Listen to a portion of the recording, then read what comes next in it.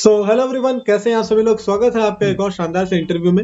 और आज वर्दी वेलनेस के फाउंडेशन के इंटरव्यू के तहत आज हमारे साथ एक ऐसी पर्सनैलिटी है जिन्होंने 1995 में इंडियन नेवी को अपने आप को समर्पित कर दिया और 2010 में फिर सर ने वहां से रिटायरमेंट भी ली। और ऐसा नहीं कि रिटायरमेंट के बाद सर घर पे बिल्कुल बैठ गए और बोला ठीक है अब तो हम लोगों ने देश की सेवा कर ली, अब आराम करना है।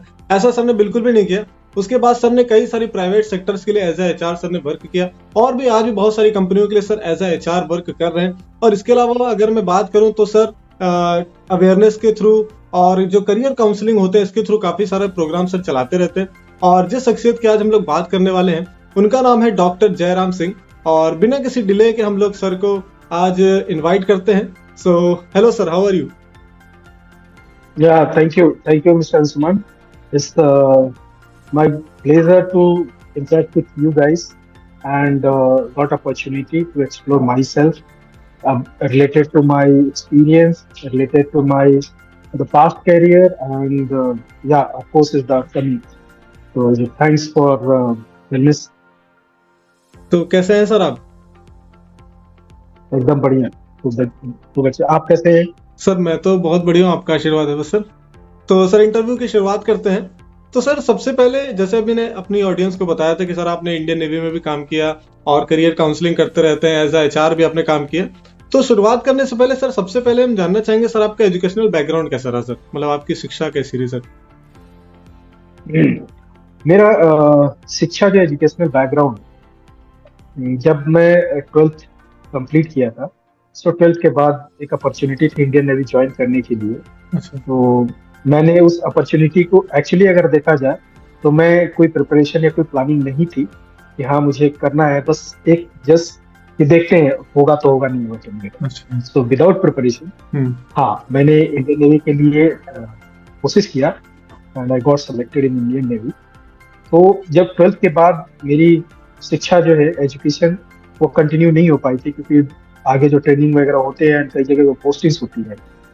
लेकिन बहुत अच्छी चीज ये है, गुड थिंग, कि इंडियन नेवी में वो अपॉर्चुनिटीज मिलती है कि आपकी जो डिसकंटिन्यूड एजुकेशन होते हैं आप उसको कंटिन्यू कर सकते हैं। तो उसके बाद मैंने ग्रेजुएशन किया। ग्रेजुएशन के बाद फिर मैंने अपना डॉक्टरेट किया, BMS। एंड वो डॉक्टरेट करने के बाद इस बीच में इंडियन नेवी के थ्रू, चूंकि मैं डॉक्टर हूँ, डॉक्टर था तभी भी, बहुत सारे कोर्सेज जो है इंडियन नेवी के थ्रू हुए, जिसमें हमारे ऑप्थेल्मोलॉजी के डिप्लोमास, सर्जरी एनेस्थेसिया के डिप्लोमा, बहुत सारी चीजें होती है। एंड पैरेलली इसी में फिर मैंने अपने स्टडी वाला जो कैरियर है, बाकी तो चल ही रहा था, स्टडी वाला जो कैरियर है इसको मैंने कंटिन्यू रखा। देन फिर मैंने MBA HR किया and later on last year जो है मैंने अगेन डॉक्टरेट किया ह्यूमन रिसोर्स मैनेजमेंट में। सो पूरी जो जर्नी है 12th के बाद से, जो मुझे रियलाइज हुआ कि एजुकेशन एक ऐसी चीज है, आप अगर रियली में इंटरेस्टेड हैं आप इतना एंजॉय कर सकते हैं, इस चीज को इतना एंजॉय कर सकते हैं, इसकी कोई कल्पना भी नहीं है। और ये एक ऐसा चीज है कि कभी आपका इंटरेस्ट नहीं मरता है। दूसरी चीज है, बहुत इंपॉर्टेंट चीज है, कि एजुकेशन दो तरीके से होते हैं। एक तो एजुकेट हो गए हमने और जॉब पा लिया, और उसके बाद हम क्या करते हैं कि जो लाइफ में डे टू डे जो सीखते हैं वो सीखते हैं। उसके बाद कोई बहुत कम लोग जो है हाई एजुकेशन के लिए परस्यू करते हैं। लेकिन अगर आप कंटिन्यूएशन कुछ ना कुछ लर्निंग प्रोसेस में है, that is called a continual improvement in education which give you the more sense of how to conclude. बोलते हैं ना कि PhD करने के बाद या बूढ़े होने के बाद लोग समझदार होते हैं, मैच्योरिटी आती है। सो एजुकेशन जो है आपको मैच्योरिटी, माइक्रो लेवल पे थिंकिंग, प्लानिंग, एनालाइज करने की चीजों को देता है। एंड एक ऐसी चीज है कि आपके हर रिश्ते जो है आपको छोड़ के जा सकते हैं, लेकिन एजुकेशन जो है जब तक आप जिंदा हैं तब तक ये आपके साथ है, आपको स्किल्ड करके रखेगा, आपकी आइडेंटिटी को इम्प्रूव करता है, आइडेंटिटी को इंक्रीज करता है सोसाइटी में, सो दैट आप फ्लॉलेस जो है कहीं भी खड़े होके कुछ बोल सकते हैं, किसी के साथ कुछ बात कर सकते हैं। सो एजुकेशन ये दो तरीके से चीजें हैं। सो मैंने दूसरे वाले को चूज किया कि ठीक है मेरी नौकरी हो गई इंडियन नेवी में, लेकिन इसके बावजूद भी मैंने अपने कैरियर को कंटिन्यू रखा, पढ़ाई किया, डॉक्टरेट किया, डबल डॉक्टरेट, MBA, ये सारी चीजें किया। एंड आज भी अंशुमान जी, आज भी मैं स्टडी जो है कंटिन्यू रखा हूँ और स्टडी मैं अभी भी कर रहा हूँ। जी तो सर। मुझे इतना अच्छा फील होता है कि उसको मैं एक्सप्लेन नहीं कर सकता। मुझे ऐसा लगता है कि बस यही मेरी दुनिया है। हम्म। कोई कोई बीवी बच्चे ऐसा कुछ नहीं है, और मैं ये चीज अपने बच्चे को भी बोलता हूँ। अच्छा। तो ये मैंने एजुकेशन यहाँ तक रीच किया, अचीव किया है, एंड अभी भी मैं कंटिन्यू हूँ। अभी मैं साइकोलॉजी वगैरह का स्टडी क्लासेस हम्म। वगैरह मैं कर रहा हूँ, क्योंकि काउंसलिंग अच्छी लगती है, तो अच्छा। इसलिए जो है फर्दर स्टडी में अभी भी कंटिन्यू हूँ। Thank you. तो सर जैसे अभी आपने बताया था कि एजुकेशन एक ऐसी चीज है जो मतलब हमेशा आपके साथ रहेगी, हर कोई छोड़ सकता बिल्कुल। बट एजुकेशन आपका साथ नहीं छोड़ सकती। तो जैसे सर आप इंडियन नेवी में गए तो ये सर आपको कहीं से इंस्पिरेशन मिली थी या फैमिली बैकग्राउंड में ही ऐसा था, ये सर वहां पे आप कैसे पहुंचे सर, ये आपकी जर्नी कैसी रही? सुभाष जी, ये बहुत ही इंटरेस्टिंग है। मेरे परिवार से दूर दूर तक हम्म। डिफेंस से कोई नाता नहीं। अच्छा। मेरे परिवार में किसी ने, मतलब मेरे फादर हो गए या अंकल हो गए, किसी से भी जो है एक आदमी भी डिफेंस में नहीं था। हम्म। अब रह गई है कि मैं कैसे गया। ये एक्चुअली मैं अपने फादर को बहुत फॉलो करता हूँ, हम्म। और वो मेरे लिए ऐसे है कि अगर कुछ विश है उनकी, तो मुझे लगता है कि वो विश मुझे पूरी करनी चाहिए। जी। तो ये मेरे फादर की विश थी हम्म। कि मैं डिफेंस में जाऊं, और उस विश को मैंने दिल से लिया और दिल से एंजॉय किया। और जो भी 15 ईयर्स 1 मंथ मैंने इंडियन नेवी में जो निकाले हैं, हम्म। वो उस चीज को मैं प्रसाद की तरह ग्रहण किया है, और अच्छा। बहुत कुछ सीखा है।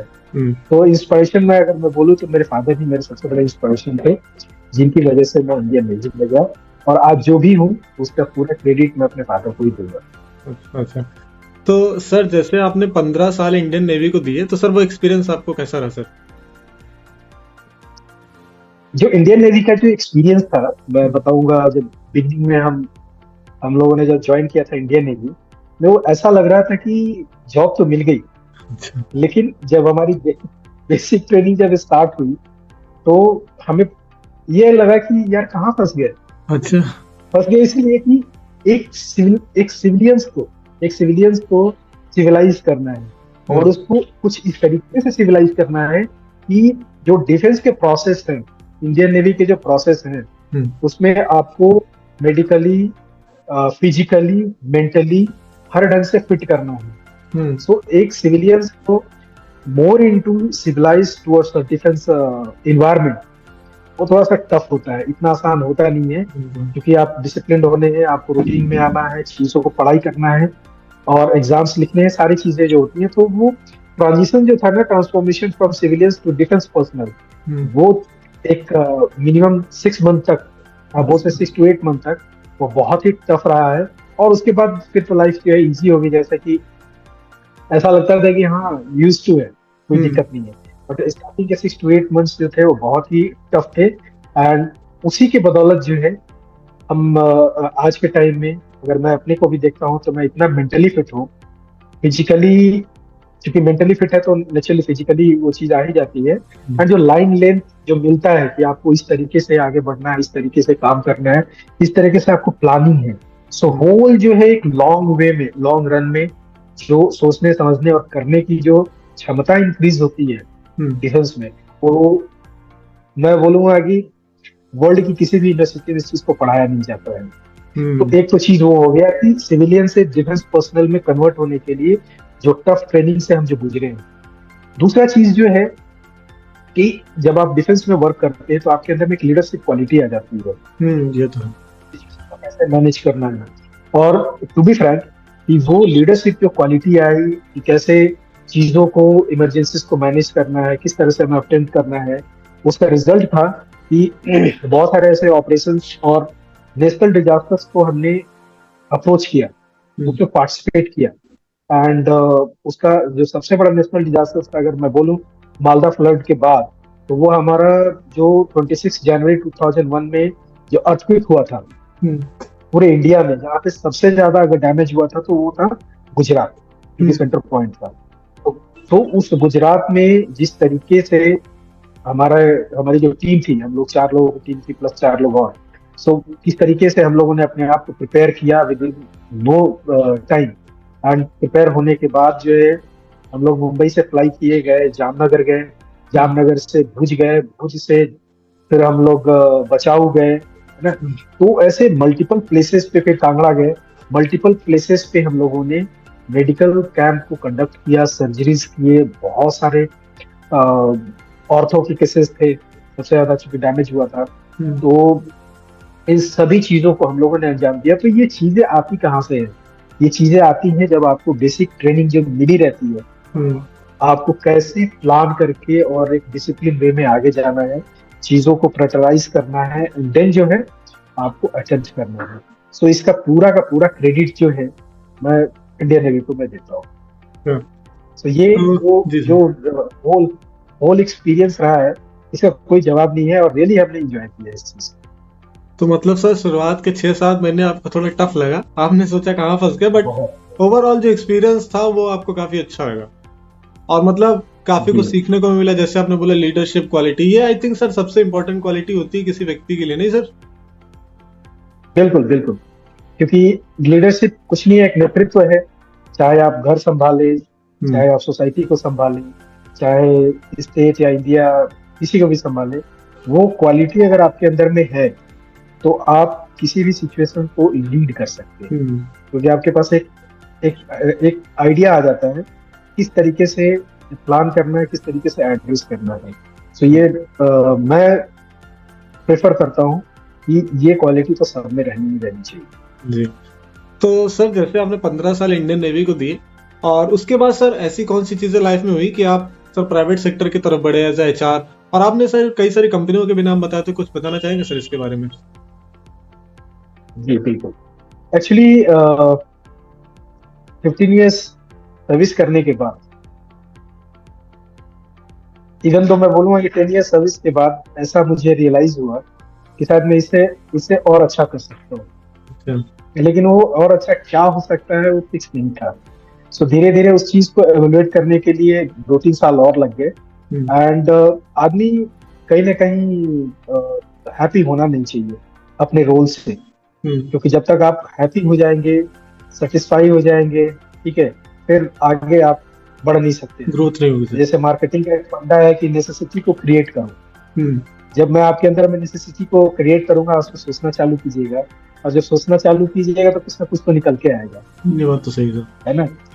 तो इसलिए जो है इस चीज पे मैंने भी वर्क किया, एक नेसेसिटी को क्रिएट किया, क्योंकि मेरा लीगल बैकग्राउंड में मेरे फादर सीनियर एडवोकेट है, गवर्नमेंट लीडर है। तो वो सारे कॉन्सिक्वेंसेस को देखते हुए एक नेसेसिटी को जनरेट करके, एंड देन मुझे ऐसा लगा कि मैं यहाँ से बेटर कर सकता हूँ, जो मुझे चाहिए लाइफ में और मैं पा सकता हूँ, क्योंकि जो फादर की विश थी वो तो मैंने पूरा कर दिया है। अब थोड़ा सा आगे इसको बेटर वे में करना चाहिए। सो इसी चीज को ध्यान में रखते हुए हमने इंडियन नेवी से रिटायरमेंट ले लिया, जबकि 60 इयर्स तक मैं जॉब कर सकता था। अच्छा। रिटायरमेंट लिया है, एंड चूंकि MBA वगैरह किया हुआ था, तो एंड लीगल बैकग्राउंड है, इसलिए एक जो बोलते हैं ना चॉइस होती है एंड एक इंटरेस्ट होता है। सो बाय क्या बोले उसको, बाय नेचर बोल सकते हैं, बिकॉज लीगल मेरे ब्लड में है। तो एक वहां से एक टर्निंग के लिए कि now I have to start my career in legal field. So legal field क्या हो सकता है, द ह्यूमन रिसोर्स। तो उसके बाद मैंने रिटायरमेंट के बाद द ह्यूमन रिसोर्स में मैंने ज्वाइन किया, एंड मेरी फर्स्ट कंपनी थी बैंगलोर की, वो PS टेकम प्राइवेट लिमिटेड थी, जो कि एक टर्की प्रोजेक्ट जो है इंजीनियरिंग की करती थी, इलेक्ट्रिकल का एंड सेफ्टी के प्रोजेक्ट्स गवर्नमेंट सेक्टर्स में करती थी, जिसमें Visakhapatnam steel plant, Rourkela steel plant, कलपाटम, इस तरह के बहुत सारे। एंड देन एक के बाद दूसरी फिर मैंने इंजीनियरिंग सेक्टर में, फार्मा सेक्टर्स में, टेक्सटाइल में, और मैंने कुछ सेक्टर्स में मैंने काम किया, ठीक है। बट इसमें भी काम करते हुए मुझे ऐसा रियलाइज हुआ कि दो सेक्टर ऐसे हैं जहाँ पे मैं ज्यादा कंफर्टेबल हूँ। पहला सेक्टर इंजीनियरिंग का है, एंड दूसरा जो है फार्मा का है। क्योंकि फार्मा में मैं थोड़ा सा लंबा काम किया था, तो फार्मा मेरा इंटरेस्ट है, चूंकि मैंने मेडिकल की स्टडी भी कर रखी है, तो इसलिए मैंने फार्मा में अपना कैरियर को परस्यू किया। और आज आयरलैंड की कंपनी, आयरलैंड बेस्ड कंपनी है, ultra laboratories India private limited. Actually Indian entity में इसका इंडिया नाम जुड़ा हुआ है, LCA अल्ट्रानिक करके है, which is from the Ireland. तो उसमें मैं एज अ HR में काम कर रहा हूँ, और अपने करियर को मैं इंजॉय कर रहा हूँ। सो वो एक लाइफ था जब मैं सिविलियन से डिफेंस पर्सनल बनने के लिए जो ट्रांसफॉर्म हुआ एंड जो टफ टाइम को झेला है, उससे कहीं tough time again defence personnel to civilians. Civilian sector बोलो, प्राइवेट सेक्टर नहीं बोल सकते, सिविलियन सेक्टर। फिर उसमें गेट इनटू होने के लिए मुझे कई साल लग गए। अच्छा। ये समझने के लिए कि हाँ, क्योंकि जब आप किसी सेक्टर में 24/7 काम करते हैं, वो आपके खून में बस जाता है। ये तो है। और वो चीजें मिल जाती है कि भाई, क्योंकि वो सिस्टम ऐसा होता है कि बाय डिफॉल्ट हमको एक दूसरे के ऊपर बिलीव करना होता है and follow the system. And ऐसा सिस्टम नहीं है कि द प्रूवन सिस्टम, ठीक है। तो ये जो है मुझे ऐसा लगा, एंड देन मैंने अगेन सिविल लाइफ को ज्वाइन किया एंड अदर अदर कंपनीज में मैंने काम करना चालू किया। और आज मैं ultra laboratories India private limited के साथ में एज एचआर में वर्क कर रहा हूँ। अच्छा, तो सर अभी आपको इस कंपनी में काम करते हो कितना टाइम हो गया सर? इस कंपनी में काम करते हुए उस्मान जी मुझे अप्रोक्स 11 महीना हुआ है, 11 मंथ हुआ है। And really good company. Company तो बड़ी बड़ी बहुत सारी कंपनीज हैं, लेकिन कुछ ऐसी खास चीज है इस कंपनी में जो इसको स्पेशल बनाती है। और इंटरेस्टिंग चीज ये है कि इस कंपनी के जितने भी प्रोडक्ट्स होते हैं, बिजनेस होते हैं, वो इंडिया को छोड़कर सब जगह होते हैं। मतलब बोल सकते हैं आपकी मेजर कंट्रीज जो है, European countries, rest of the world, Singapore, Malaysia, इस तरह की जो कंट्रीज हैं, वहां पे इसके बिजनेस होते हैं। अच्छा। बस इंडिया में नहीं होता है। अच्छा। सो कुछ ऐसी खास बात है, स्पेशलाइज्ड है ये कंपनी, जो उस कंट्रीज के लिए ही मेडिसिन बना पाती है। क्योंकि नॉर्म्स पूरा करना बहुत जरूरी होता है। सिंपल ये नहीं होता है कि दाल चावल भात बना दिए और दे दो खाने के लिए, नहीं। क्वालिटी बहुत मैटर करता है, क्योंकि इससे क्या होता है, ह्यूमन लाइफ जुड़ा हुआ होता है। जी। तो सर जैसे कि आप अभी प्राइवेट सेक्टर में भी एक्टिव हैं, इसके अलावा सर जैसे आपने बताया था कि आप अवेयरनेस के प्रोग्राम चलाते रहते हैं या करियर काउंसलिंग से रिलेटेड, तो ये सर मन में कैसे ख्याल आया कि मुझे यूथ के लिए भी काम करना चाहिए सर? देखिए उस्मान जी, जैसे मैंने बोला कि लर्निंग में इंसान को हमेशा रहना चाहिए जी।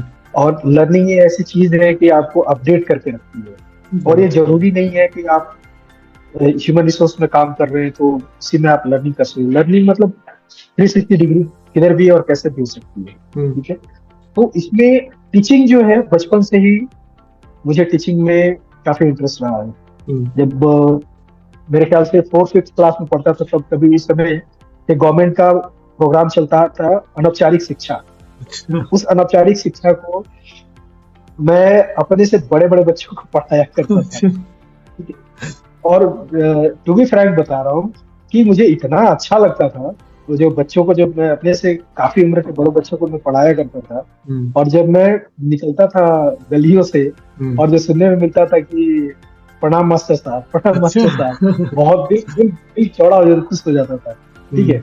सो बचपन से ये पढ़ाने की जो मेरे अंदर में रही है जिज्ञासा, इसको मैंने कंटिन्यू किया। जब डिफेंस में था उस समय भी जो स्पेशलाइजेशन में करता था, उस स्पेशलाइजेशन, उस टॉपिक को मैं अपने सीनियर्स को पढ़ाया करता था। अच्छा, ठीक है। हाँ, जैसे मैं 11th में था और 11th में मैं फिजिक्स, केमिस्ट्री, मैथ अपने क्लास वालों को पढ़ाया करता था।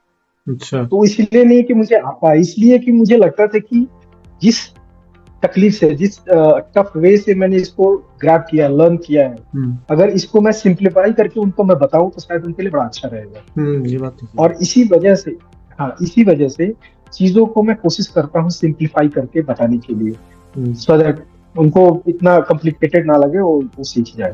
तो ये जो है बचपन से ही रहा, इंडियन नेवी में भी रहा। और उसके बाद जो है बहुत सारे ऐसे मैंने देखे हैं स्कूल के, जो और भी मुझे स्ट्रॉन्ग करता है कि कॉलेज एंड स्कूल आपको इनवाइट करते हैं कि हम आपको ये स्टडी देंगे, पैसा लेते हैं, समय आपका जाता है, लेकिन रिटर्न में जो है ना, क्वालिटी ऑफ एजुकेशन मिलता नहीं है। और जिसकी वजह से बच्चे तो पास हो जाते हैं पीस ऑफ पेपर लेकर के, डिग्री, लेकिन जब वो इंडस्ट्रीज में जाते हैं तो उनको बहुत कुछ झेलना पड़ता है, क्योंकि बैक साइड में कॉलेज ने उनको प्रिपेयर नहीं कराया। आप आए तो ठीक है, आप नहीं किए, स्किल डेवलपमेंट किया नहीं, तो आप आए तो भी ठीक, नहीं आए तो भी ठीक, हमारा तो सीट भर गया और हमारा पैसा मिल गया, ठीक है। तो इस चीज को मैंने रियलाइज किया एंड देन जो है इंडस्ट्रीज में कुछ ऐसे टॉपिक्स है, बर्निंग टॉपिक्स है जो बहुत इंपॉर्टेंट है, जैसे मैंने मेंशन किया हुआ था, उस चीज को मैंने चूज किया एंड उसमें मैंने ट्रेनिंग देना स्टार्ट किया। नॉट ओनली द यंगस्टर्स या एडल्ट जो है उनको, मैंने छोटे छोटे बच्चों को जो है जहाँ पे मैं रहता हूँ उनको तक कोई स्किल लाइफ सेविंग, स्पेशली जो मुझे लगा, क्योंकि बहुत सारे ऐसे डेथ हो जाते हैं जहाँ पे लाइफ सेविंग स्किल्स लोगों के पास में नहीं है। जी सर। आजकल बाय स्टैंडर्ड एंड मोबाइल का वीडियो शूट करने का फैशन है, लेकिन बाय स्टैंडर्ड होने की वजह से लोग स्किल्ड नहीं है और लोगों की डेथ हो जाती है, क्योंकि हॉस्पिटल साथ में पहुंचेगा। ये तो क्यों ना छोटे बच्चों से इस चीज को किया जाए। मैं छोटे बच्चों को ट्रेनिंग देता हूँ इस चीज में, जो भी समझते हैं वो, एंड देन जो है स्टूडेंट्स है एंड इंडस्ट्री में जो काम करने वाले लोग हैं। अब आते थे काउंसलिंग पे। काउंसलिंग में जैसे है कि भाई चाइल्डहुड हो गया एंड पेरेंटिंग हो गया, तो दोनों के बीच में एक गैप होता है ना। बच्चा समझता नहीं है और पेरेंट्स जो समझा नहीं पाते हैं, वो वही करते हैं जो दूसरे कर रहे होते हैं। हाँ, सो एक चाइल्ड जो बिहेवियर है ये बहुत ही एक टिपिकल एंड बहुत क्रिटिकल बिहेवियर है, जिसको अंडरस्टैंड करना बहुत जरूरी होता है। एंड दूसरा चीज हो जाता है कि मैरिज में जो कॉम्प्लिकेशंस होते हैं, एक उसकी काउंसलिंग होती है जो फैमिली से रिलेटेड होती है, ठीक है, एंड कैरियर का। तो इसमें मुझे आज के डेट में जिन बच्चों की मैं काउंसलिंग करता हूँ उसमें मुझे लगता है कि ज्यादा मेच्योरिटी जो इंजीनियरिंग के स्टूडेंट्स हैं और जो प्रिपेयर कर रहे हैं एंट्रेंस एग्जाम्स के लिए, ठीक है, इनकी संख्या ज्यादा है।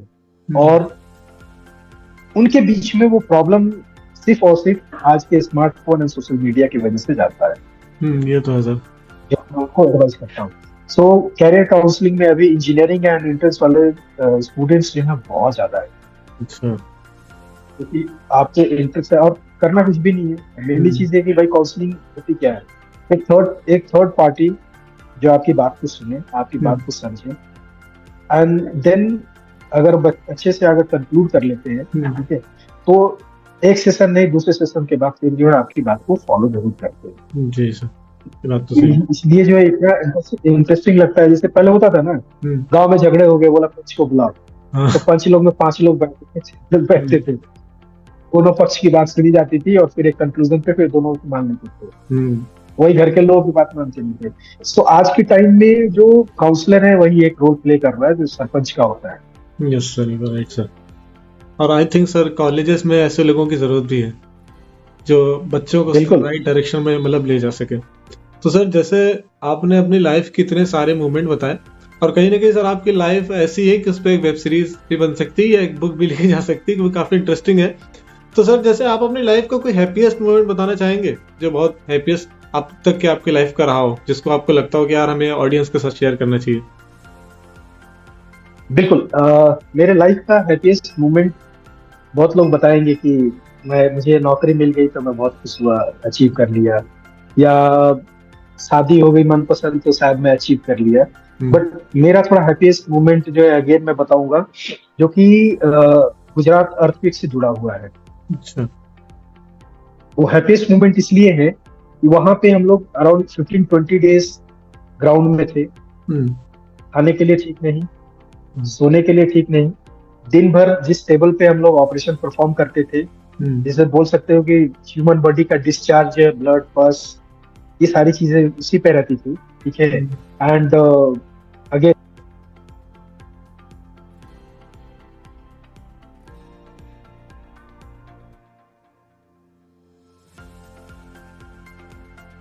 जिस टेबल पे, जैसे सॉरी एक कॉल आ गया था, तो वो उसी टेबल पे फिर इवनिंग में हम लोग बैठ के पार्टी करते थे। अब पार्टी में क्या है, आपके पास कुछ भी नहीं है, बड़ो ही एक केन से रिलेटेड कुछ खाने के आइटम्स होते थे, वो खा के अपने जॉय सौरभ जो भी था, जो तकलीफ थी वहां पे, क्योंकि दिन में वैसे ही गर्मी और रात में वैसे ही ठंडी, तो उस चीज को हम लोग एंजॉय करते थे। और फिर जहाँ पे दिन भर ऑपरेशन होते थे, फिर सब जगह साइड करके जमीन पे हम लोग सोते थे, और ये सोना नहीं हो पाता था, क्योंकि जैसे ही सोते थे तो मतलब ऐसा साउंड आता था जैसे कि ट्रेन चल रही है। वो अर्थक्वेक का इस तरीके से इफेक्ट था, ठीक है। तो जब 15-20 डेज जो, जैसे मैंने बताया कि जामनगर, भूज, बचाओ, कांगड़ा, इन सब प्लेसेस पे जितने हमने टेंट लगाए, ऑपरेशंस किए, एंड वो होने के बाद हमारी लाइफ जो थी ना, एक ही कपड़े में हम लोग होते थे 15 to 20 days, मतलब बनियान तक हम लोग चेंज करने के लिए मौका नहीं मिला था, ठीक है।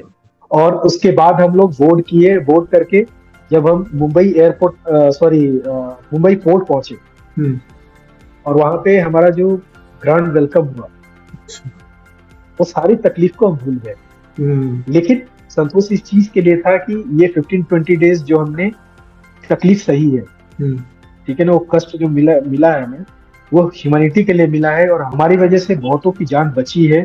बहुत ऐसे केसेस थे जो कि समझ में नहीं, लोगों को, हमारी टीम को नहीं आता था कि इसको कैसे हैंडल करें, बट ऑफ कोर्स उस केसेस को हम लोगों ने हैंडल किया है। तो आफ्टर ऑल जो हमारा 15-20 दिन का जो तकलीफ था, खाने से रिलेटेड, सोने से रिलेटेड, पहनने से, हर चीज की तकलीफ जो थी, वो तकलीफ जो सामने से देखा, बोला यार इनके आगे हमारी तकलीफ कुछ भी नहीं होगी। तो हमारी वो 15 से 20 दिन की जो सर्विस थी ह्यूमैनिटी के लिए, जहाँ पे लाइफ सेविंग का हम लोगों ने जो काम किया, वो मेरे लाइफ का सबसे हैप्पीस्ट मोमेंट है। तो ये तो सर बहुत अच्छी बात है।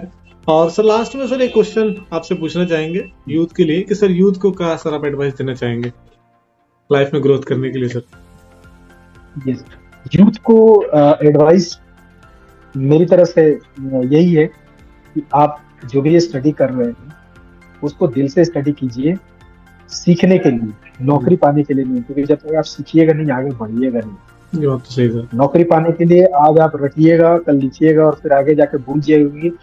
ह्यूमन रिसोर्स में हम लोग इंटरव्यू लेते रहते हैं, बहुत सारे ऐसे कैंडिडेट्स मिलते हैं जो पास आउट होके आए हुए हैं, लेकिन लास्ट ईयर के ही जो करिकुलम में मेंशन है उनको मालूम नहीं है। तो काम खत्म, एग्जाम खत्म, काम खत्म। सो जो भी पढ़ाई करना है वो दिल से पढ़ाई करें और सीखने के लिए पढ़ाई करें। एंड थ्रू आउट लाइफ जो है, आप जो है इस लर्निंग में रहिए।